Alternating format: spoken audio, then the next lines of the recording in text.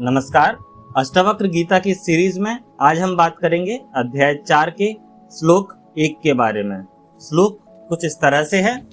हंत आत्मज्ञस्य धीरस्य खेलतः भोगलीलया न ही संसार वाहिके सह समानता।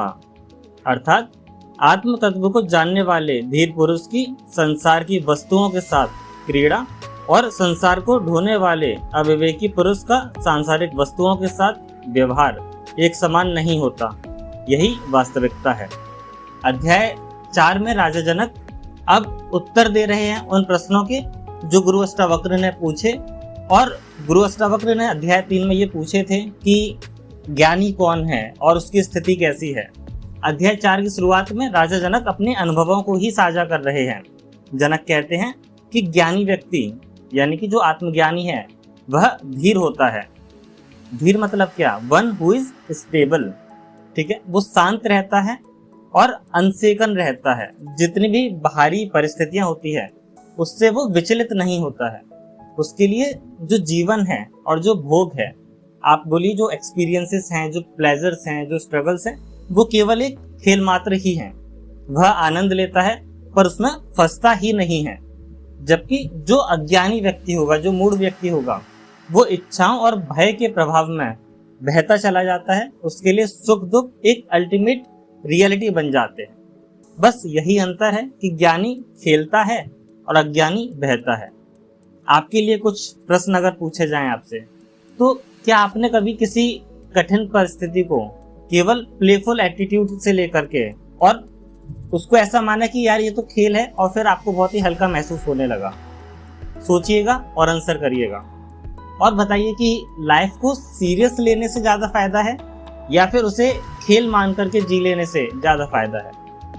जब इन प्रश्नों के उत्तर आपको मिलेंगे तो आपको अष्टावक्र गीता के सार समझ में आने लगेंगे।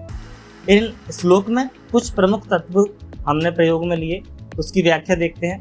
धैर्य और स्थिरता। आत्मज्ञानी व्यक्ति लाइफ की किसी भी परिस्थिति से डिस्टर्ब नहीं होता है। भोग की लीलात्मकता की हमने बात की, वह एंजॉय तो करता है पर अटैचमेंट नहीं बनाता है। और अज्ञानी की दशा कैसी रहती है? डिजायर्स या फिर फियर से ड्रिवन होता है। ठीक है, और लाइफ की धारा में वो बहने लगता है। और वेदांतिक दृष्टि हमने देखी कि लाइफ कोई बर्डन नहीं है, ये एक प्लेग्राउंड है आपकी कॉन्शियसनेस के लिए। कुछ उदाहरणों के साथ इसको समझा जाए तो आप देखिए कि एक व्यक्ति जो जॉब कर रहा है उसको प्रमोशन नहीं मिलता है, वह उदास हो जाता है, टूट जाता है। दूसरा व्यक्ति उसी परिस्थिति को एक ग्रोथ अपॉर्चुनिटी की तरह देखता है और न्यू लर्निंग्स का खेल मानता है। यही फर्क है ज्ञान और अज्ञान में। ज्ञानी और अज्ञानी में भी यही फर्क है। अधिकतर लोग आप देखिए कि लाइक, कमेंट्स या क्रिटिसिज्म में उलझ जाते हैं। सोशल मीडिया पर कोई भी पोस्ट डाल रहे हैं तो ऐसी चीजें होना स्वाभाविक है। उनकी जो आइडेंटिटी है वो वहीं पर अटक जाती है कि कितने लाइक आए, कितने कमेंट आए, या कितने लोगों ने उनको क्रिटिसाइज किया या फिर सराहा। पर एक अवेयर जो कंटेंट क्रिएटर होगा वो सिर्फ क्रिएटिव प्ले मान करके करता है। जितना भी उसको क्रिएशन करना है वो एक खेल मान करके करता है। उसे लोगों की जो राय होती है वो डिस्टर्ब नहीं करती। आर्टिफिशियल इंटेलिजेंस का दौर देखिए, कई लोग एआई टूल्स पर डिपेंडेंट होकर खुद को खो देते हैं।